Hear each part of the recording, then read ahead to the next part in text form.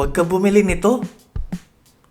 Kung sanay ka naman na sa tuwing maghuhugas o magluluto, magpupunas ka ng sahig. Dahil sa mga tumulong tubig, tumalsik na mantika at nalaglag na kung ano-ano. Pero bumili ka nito kung gusto mong maiwasan yung mga yon. Eto nga, naglagay ako sa tapat ng aking lababo at sa tapat ng aking lutuan. Hindi lang yan basta maganda tignan Effective din yan.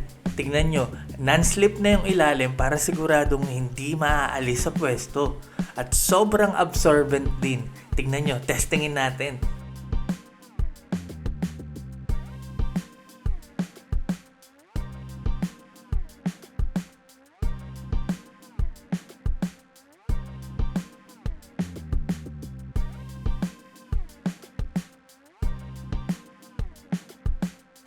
O di ba? Napakarami na ng tubig na nilagay ko pero parang walang nangyari.